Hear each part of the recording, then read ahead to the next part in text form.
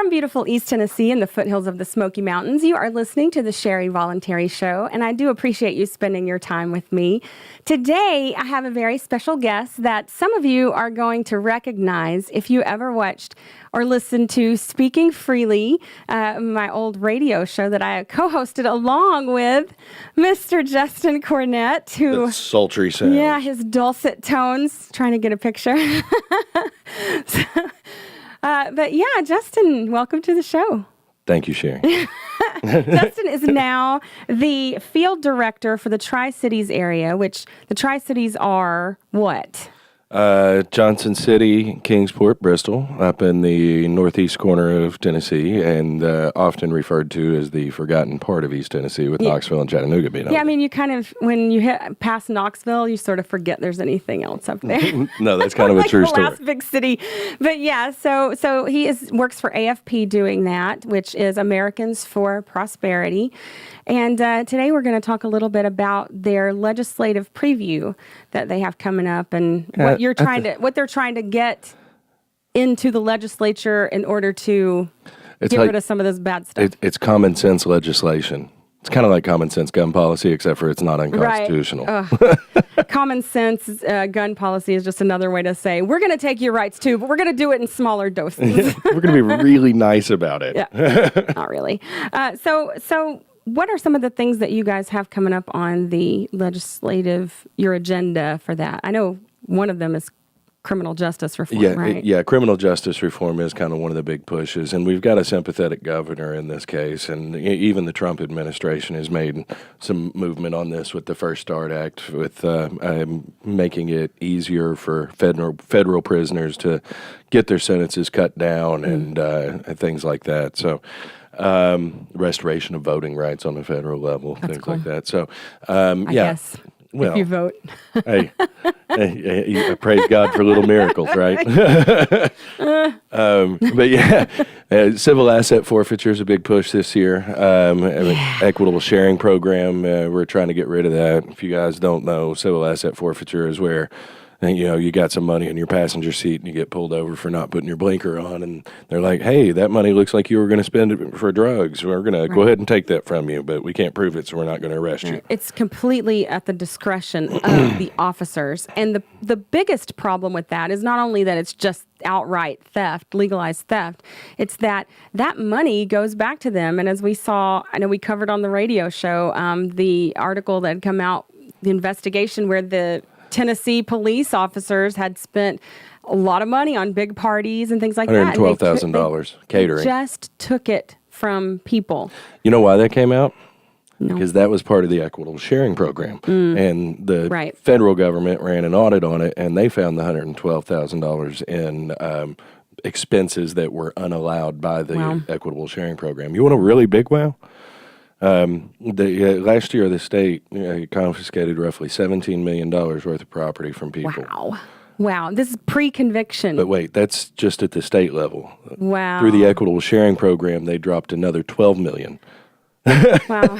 So equitable sharing, for those of you who may not know, which most of you I'm sure do, is where the police departments here get around any state legislative type curtailing of civil asset forfeiture. And so the feds say, hey, send it to us and we'll take a cut and we'll send it back to you. So it's called money laundering when we do it.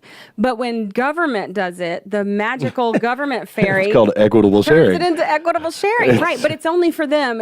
I can't send I'm gonna send my taxes to you, but I just want you to take a 10% cut and send it back. No, we don't get that benefit. No, it's a rough almost $30 million that they confiscated last year. Wow. With that split, 17 and 12. Wow. I just saw a article yesterday. I think I put it on Facebook where the federal government, all the agencies had spent $3 trillion on end of the year fiscal year spending because they don't want their budgets to go down in the next time the budget is done, so they have to spend all the extra. Yeah. So it doesn't incentivize them to come in under budget. Just as a side note, it doesn't really. But it's got to be billion, surely. I mean, the whole economy is I mean, you're talking half the whole economy with $3 trillion. Yeah. Oh, I mean, billion. Yeah. Sorry. Yeah. Oh, okay, just making sure. The debt, 13 trillion. Yeah. Or is it 22 trillion 22 now? now. Because, it's the same pace. It moves so fast. It moves so fast. It ain't slowing Trump down. hasn't done anything to curtail that, has he? Yeah, because as you were wont to say on the show, that if you cut taxes, it doesn't matter if you don't cut spending. Right, which we did not do. We increased spending. Right. So, of course. Because but we always increase the Republicans got to win, y'all. Yeah, we increased it less than what we were going to increase it. Right. That's a win. Wow. So back to the legislative preview, though. So under civil criminal justice reform, what other kinds of things besides... well, let's talk a little bit first about what happened, because you and I were going to go to the state legislature together with some other folks. Yeah. And I want to make this clear that the police lobby against any curtailment of these program. funds. Yep. So they want to rob you. They not only have the politicians legalized it, now the police think they have a right to it. They are entitled. That's only one of their entitlement mentalities. Right. And you got to understand the reason that it comes in is because they are trying to stop like heavyweight drug dealers. So if a semi truck gets pulled over and the guy driving it doesn't realize when it's searched that there's $2 million in the back of it, how do you arrest the driver and what do you do with the money? But just because there's $2 million doesn't mean there's anything illegal going on. No, I mean, probably not, especially if it's like hidden in empty It doesn't tires matter. or They haven't like seen a crime. Like, I mean, there's a really there's a really great a documentary on YouTube done by Vice, which they did a really bang up job on this one. And starts out with the police officer that invented civil asset forfeiture. He came up with the idea, and he talks about it was to generate extra money. It is not to stop drug. So anyways, this documentary, I would encourage everyone to watch it. It shows how police strong arm people, how they say to people on the side of the road, look, we're going to take this money from you. We're going to take your $800 that you were going to pay the rent with, and you can fight it. But if you sign this waiver right now saying you're not going to fight it, we'll let you go. But if you fight it, we're going to come find you and we're going to arrest you. And that might be at your work. It might be in your home with your children, where we're going to point guns at them when we come to take you. So where they're telling you that's terrorism, right? That's, right. This is what the police have turned into under this system that we have. There are stories about how they've confiscated stuff like washers and dryers in South Carolina. Televisions. Yeah. And they get a big television that they confiscate, and then they trade it out with somebody that works in the office for a smaller television. And then they take that smaller television and let that be the one that they pretend seized, and they sell it and take the proceeds from it. Wow. So, I mean, there's stories about that stuff happening too. For sure. So it's a very corrupt, and it allows for a lot of corruption because it's completely under the cops going, I think this is a drug washing machine. I think they bought this with drug money. We should take it. Right. The Supreme Court had a big decision just a couple weeks back about it's called incorporating the Eighth Amendment's protection against excessive fines. So essentially what happened in that case is a guy sold $250 worth of heroin to a cop in like $125 increments twice. And they confiscated a Range Rover that he had bought with money that he got from a insurance policy after his father died. The guy apparently had hurt his foot real bad in some work accident and gotten really bad hooked on opiates. And he got off the opiates and started on heroin. And to kind of, the court documents say that he was trying to support his own habit. He wasn't some big-time drug dealer, and he sold a total of $250. It doesn't attack big-time drug dealers. Well, it does. It does. That's the stories that you hear about cops sitting in the other lane waiting on the money, which is just as bad because it's not about stopping drugs. It's about generating profit. Right. They intentionally wait for the money to leave and get the money as opposed to the drugs. So and the average take for civil asset forfeiture on the side of the road is $800. That's not big time drug dealers. I'd have to do some math. Whatever the numbers I got roughly were 17 million on 7,000 asset forfeitures. So I don't know what the math is on that. Math, Justin. Well, I'm math, but maybe our producer can do a little math. Yeah, he's like the computer. He's not listening to our show, though. Listening. He doesn't pay attention to us. It's okay. But that's what the documentary is, which is a few years old. It says $800 is the average take for.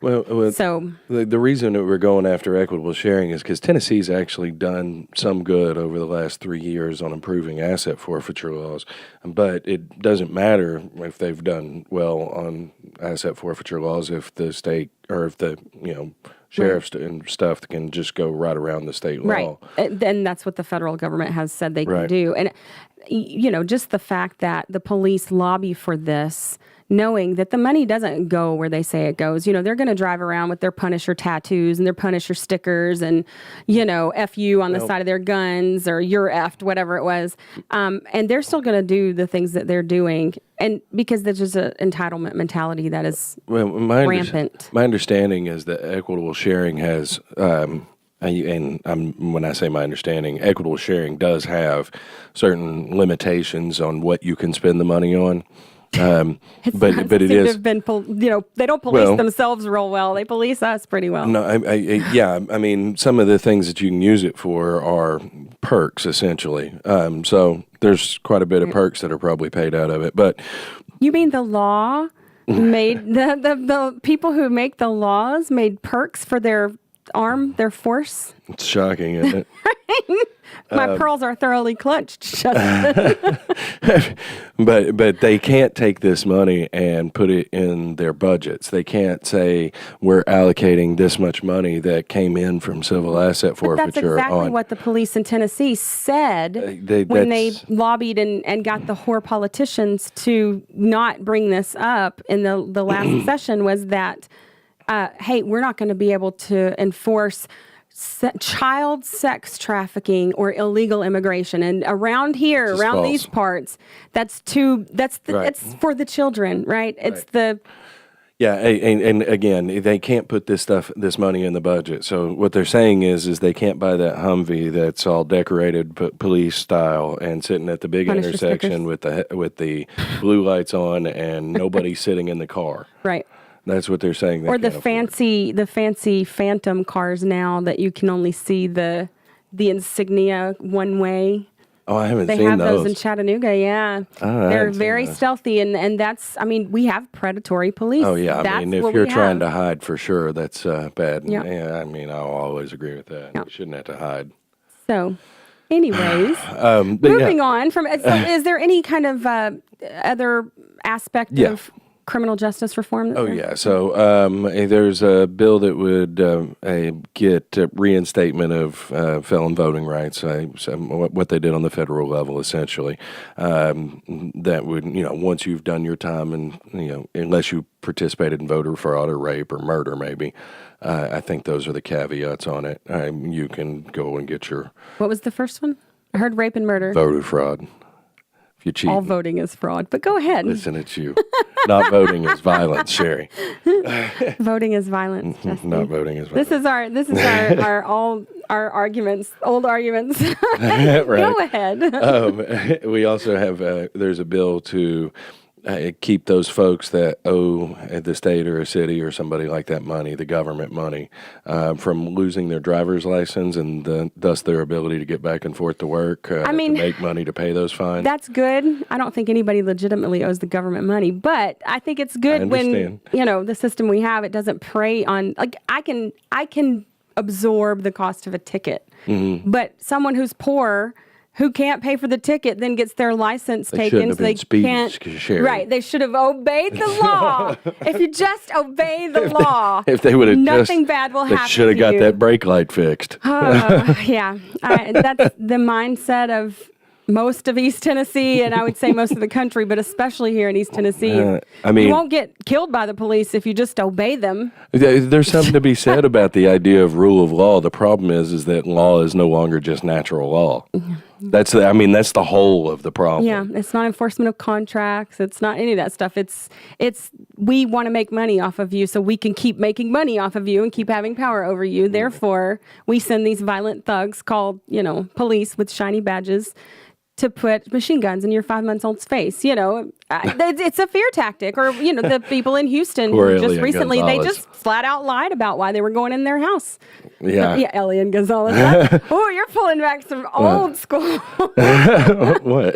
That's true, though. They did. And that's what happened. But, that Janet Reno was a hero. Oh, yeah, absolutely. The hero of Waco, too. Isn't she like president of one of the universities now, somewhere in California?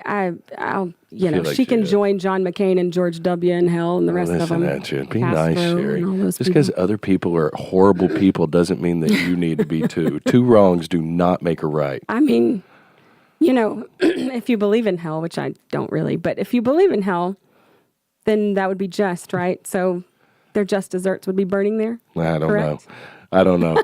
I judge not, and you shall not be judged, or something along those lines. This is Man's Day, Justin. It's what day? It's Man's Day. Man does judge. Yeah, unfortunately. But again, isn't that most of the problem? I'm not trying to contribute to it. I'm just saying I don't like Janet Reno or any of those other, people. We'll say people in harsh quotes. Right. Air quotes. So let's see. We did civil asset forfeiture. We did voting rights. Voting rights. Those are the three big ones. I feel like I'm missing one there, though.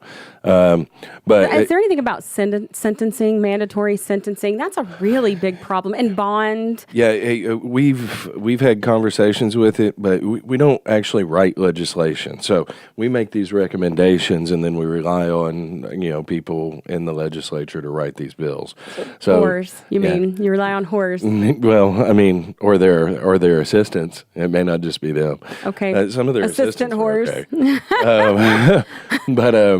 But if we don't get one written, we don't get one written. And we've had conversations. I mean, the group is a national group supports deep dives into criminal justice reform, decriminalization of offenses that don't have a victim. All these things, sentencing reform, the whole 9 yards. I mean, if you remember, it was, I don't know, it's been probably 5 or 10 years ago now. There was that big ban the box movement, talking about getting rid of the little box that you check on an application that says, ask if you were a felon. Oh, that's right. I had forgotten about that. Was that an AFP? Oh, yeah. It was it was a Koch brothers thing. Like they did it in all of their different industries and all their companies and all that stuff, and they encouraged other companies. Which is great because if you're going to say that if there's ever a time that someone should be out of prison because they've done something bad, right? Right.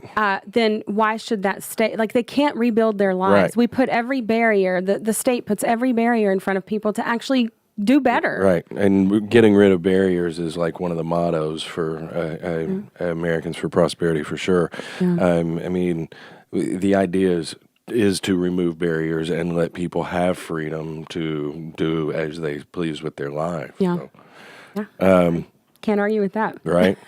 The other big push that we're making, though, is educational freedom. I mean, it's a bill that would essentially, the model legislation, I should say, is something that's modeled after like Florida and Arizona. And when it comes to educational outcomes, Tennessee sits at about 39. And Florida is the state that they peg us against. And Florida, after passing similar legislation to what this would be, jumped way up on the list. They did. I mean, for educational outcomes, they got into the top 15, and they were down there near us. So what it does is it gives more choice to the parents. It does not get us away from public funded schools, for sure, but it So the state pays like $10,000 per kid in a public school right now. If you were to pull your kid out of a public school because you think they'd do better in a private setting, or you need to send them to a boarding school or whatever, homeschool, does not matter.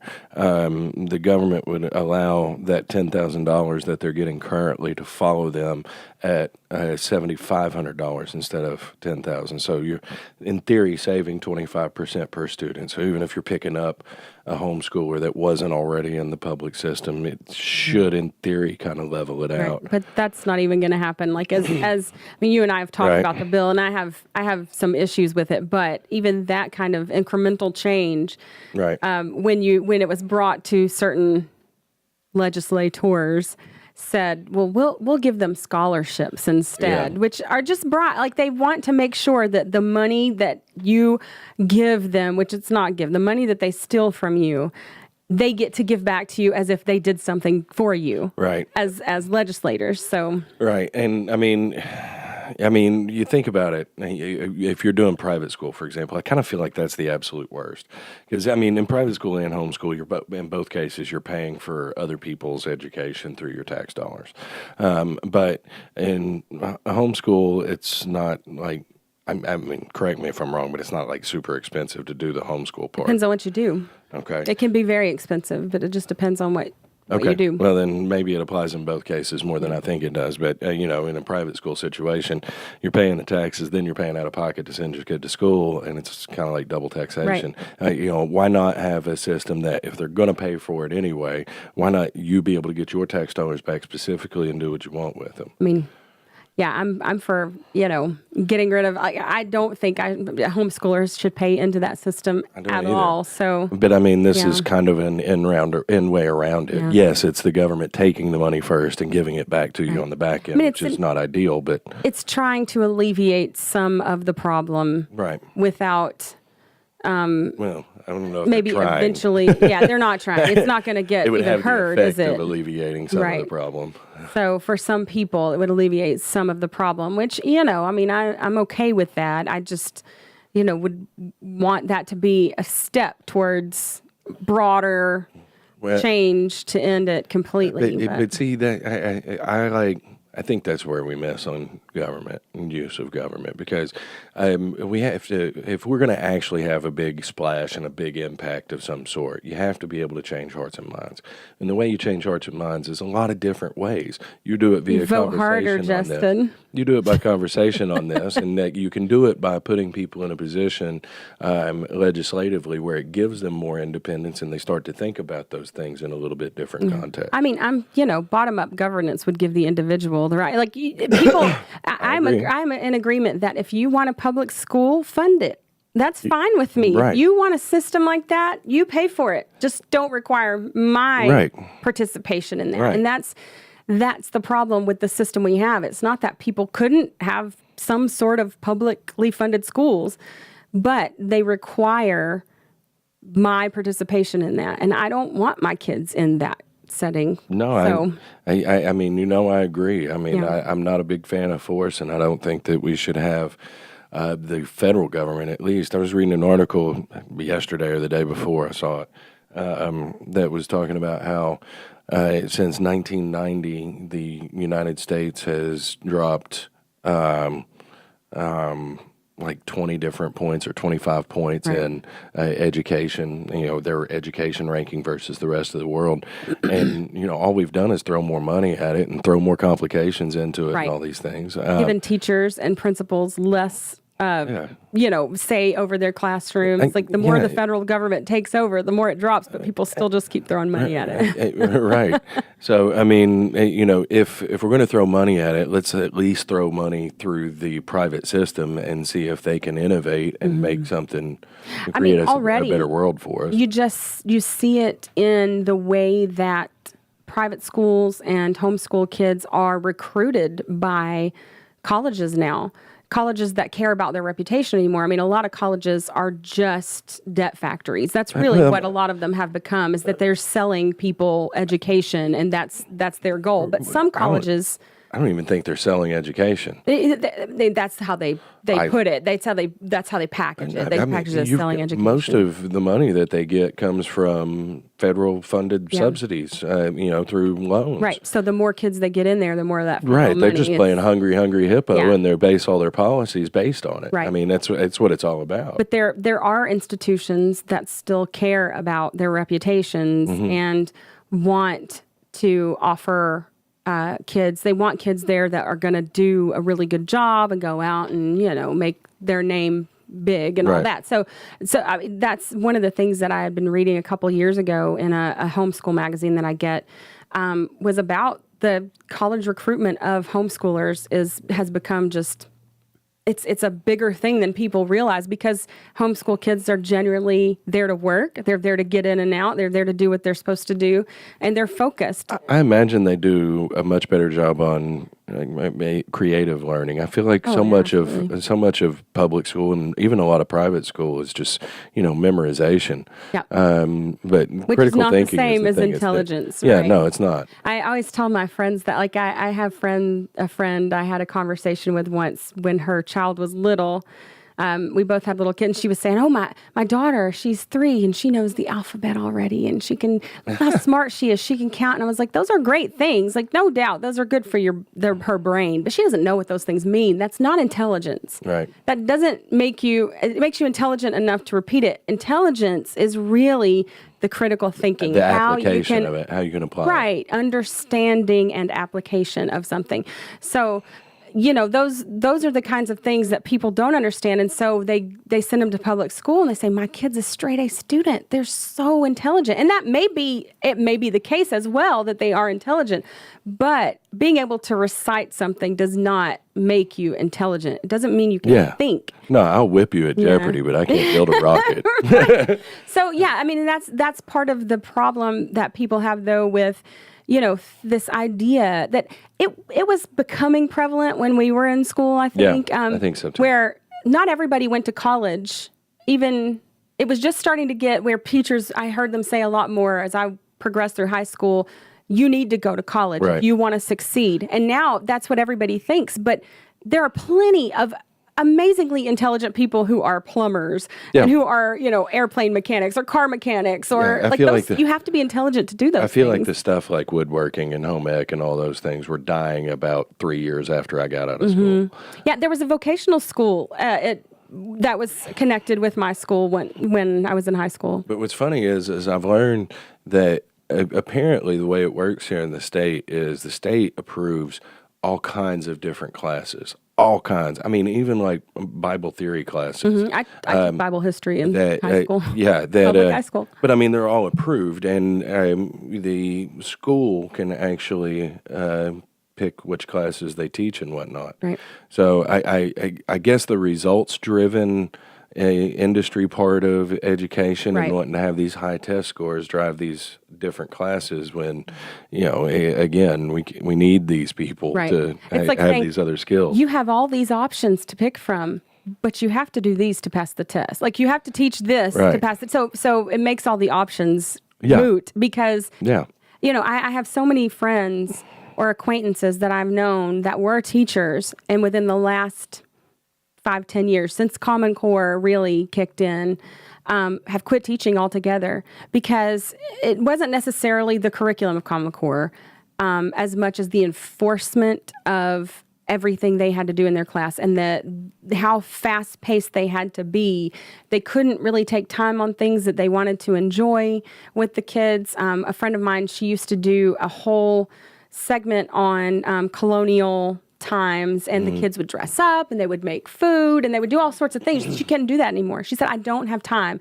And the hardest thing for her, and she said this with tears in her eyes, because I think most people who get into teaching do it because they want to teach people. They have a desire to help humanity, right? Right.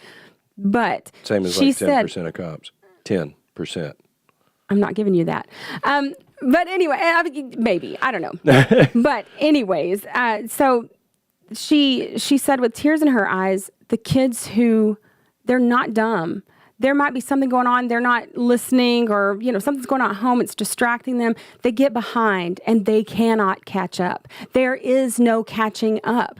She was saying how what she's seen is more and more kids just getting behind and then not even caring about this, it's your grade. You got to do something about it. Right. And she said, I can't. I have too many kids and I have too little time to go and figure this out with each kid. And it just is so fast paced. It's very difficult, especially in like the maths. You're going to have a really hard time. And that's one of the things that Khan Academy really addressed. Sal Khan, when he made Khan Academy, one of the things they saw, because they've been using it in some public school systems, is the kids go home and learn the lesson at home. And if they need help, the kids who got it, and the teacher will help the kids who didn't get it. And what they found is that the kids that would have been considered slow, in quotation marks, aren't slow. They just were missing a part of the puzzle, or they didn't understand it. And what would happen, because things are so fast paced, is it moves past them and they never get those gaps filled. And so then they think, well, I'm just dumb and I'm slow. And then you get all these weird diagnosis stuff and everything. It's a compounding system. Put them on some pharmaceutical money. Exactly. Medicine. Yeah.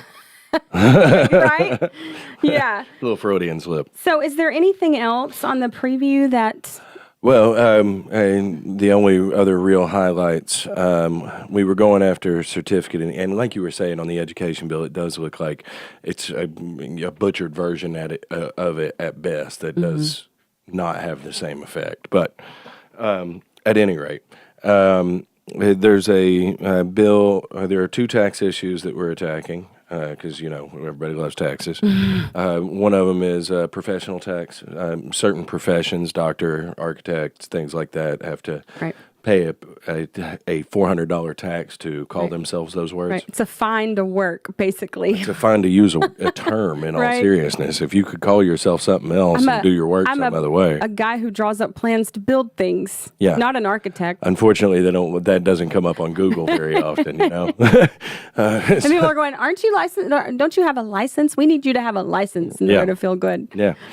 And then there's an amusement tax, which is really just an assault on small businesses. So it's gyms, particularly, that it affects. Things like CrossFit, Pure Barre, hot yoga, these things that are smaller boutique-y type places, they pay this tax per member, whereas if your gym is 15,000 square foot or larger, you do not pay this tax. So that one looks like it's going to be done away with relative ease in this session for sure. And how about constitutional carry? I know that's something that's dear to your heart. Is that something that AFP is? It is not something that AFP is involved in this year. I don't know if they would be, because they do kind of like to stay away from social issues in general. But I don't know if you count that as a social issue. I was going to say, would you consider that a social issue? Well, I mean, it's a hot button issue for sure, but I don't know if it's social. Well, I don't know, but the bottom line in this particular case is there's no bill. So it was brought last cycle or the cycle before, and it was shot down in committee. Right? There were a couple of no votes that could have went either way, but yes, he was one of them. But yeah, that's not one that's on the radar. There is one about transparency in government. So everybody knows about how Amazon's been negotiating with Nashville and all this stuff.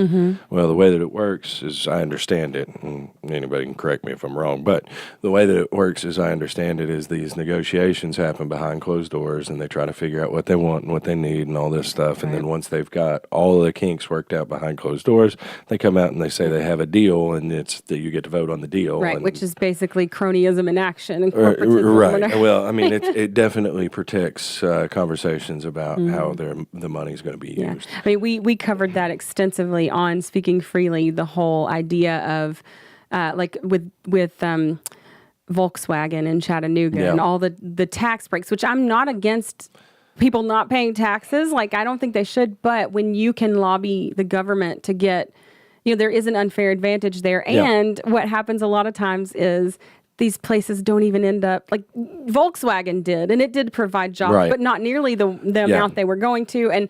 Or they'll say, we're going to provide 5,000 jobs, and it ends up being 13 total jobs. Or they just don't ever, and they don't ever open, like the solar panel plant. Oh, yeah. Never got Solyndra. open. Their 17 mil or whatever it is they got from the That's a government just vanished into thin air. Yeah. So that happens a lot. Yeah. And the Beacon Center, our friends over there, because we love the Beacon Center. Yeah.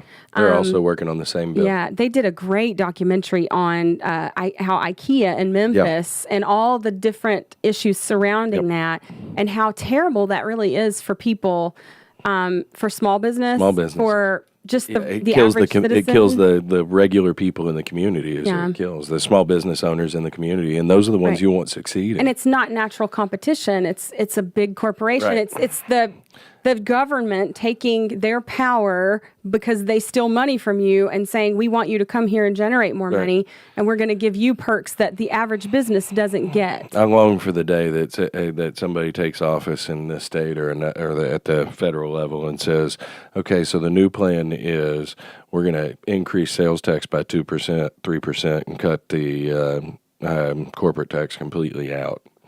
I mean, if you want business brought to your state, your city, your nation, you're competing with other nations. The way you do that is you don't have the tax. Right. You incentivize business. Right. Wow, imagine that. What an idea. Well, I mean, but you don't even have to think of it as incentivizing business. First of all, taxation is. All right, then. So why not just get rid of it and watch the economy blow? I mean, you won't get an argument out of me on that. I just, it's the whole idea that because you're powerful, you can get perks. And I said, I'm all for them not having to pay taxes, but the state pays tons.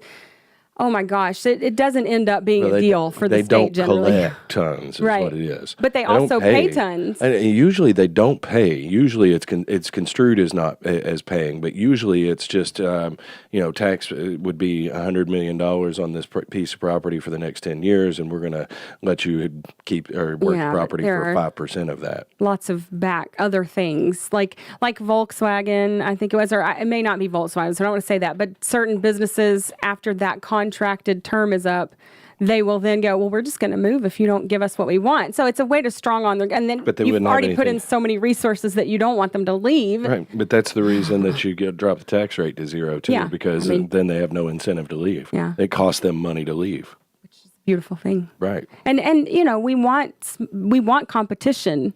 Right. And if you drive small business, which is where most people are employed, out, you're going to have a really, really bad economic times. That's not a good thing. So, for sure. Yeah. Anything else you're looking at? Is that about it? Yeah, that's about it. The only other thing, certificate of need, which if you don't know is where, I own a rehab center or, a doctor's office or something like that. And I need an x-ray machine. I can't just go out and buy it. I've got to fill out this form and tell the government I need it, and they get to decide whether or not I do. Wow. But we don't have socialized medicine, Justin. Not at all. The bill on that also got weakened really bad. Like it removes two things that you have to use certificate of need for. One of them is like relocating a headquarters, because apparently you had to ask permission for that. Well, I didn't know that either. I can't remember what the other one is off the top of my head, but they're very minor. Wow. The bill also does shift oversight of certificate of need out of the Department of Health and into the Department of Health Action something. There's so many departments I've never even heard of. Like, I think most people, we don't even know how many departments there are. Yeah, crazy. Apparently there's a health department, and then there's another one that oversees the planning of how to execute a statewide health care plan. Wow. All right. Huh. Right? Yeah. So where can people find out more about? Because I know something I like to mention is that I did take a class. Yeah. It's not grassroots leadership. Yeah, the Grassroots Leadership Academy. It's not quite under the same division of AFP that you're doing. It's technically it's a sister organization. Right. So. But it's kind of under the same umbrella. Yeah. Would that be accurate? Okay. Yeah. Which is a great class. And you open it up and there's a Mises quote in the front of the little booklet. And they always feed you well, which is really awesome because I love to eat, as you could tell. So, like, it's always I was really impressed with that class. I Yeah. really, really liked it. There are actually a lot of groups. There's, I don't know, 6 or 8 probably, I guess, that all work together under the same banner, I guess. And they include that Grassroots Leadership Academy, Americans for Prosperity, Concerned Veterans for America. There's a group called Libre that kind of does the liberty education in the Hispanic communities and things like that. So they try really hard to cover all the angles on liberty-oriented, Educating on liberty-oriented Right. items, and they are liberty-oriented. Now they're way more incrementalist than you are, for sure. But Almost everyone is. well, I mean, yeah, they operate in the system that they have, and they try to find pragmatic solutions to get as much done as they can. That word, pragmatism. I know. Let's just burn it down. Yeah, no, I mean, incrementalism is not bad in certain situations. I mean, that's how you have marijuana legalized in certain places now, is incremental. I mean, you do But it all. You do it all. If you can get rid of it, I say get rid of it. I say that too, if you can get rid of it. But if you can't, you might as well be working on the Gotta chip it away. incrementalist stuff too. Yeah. It takes many hands makes light work. Yeah. So, Well, with that, guys, until next week, take care. Be sure to check out Little L Productions, which has great shows like this one.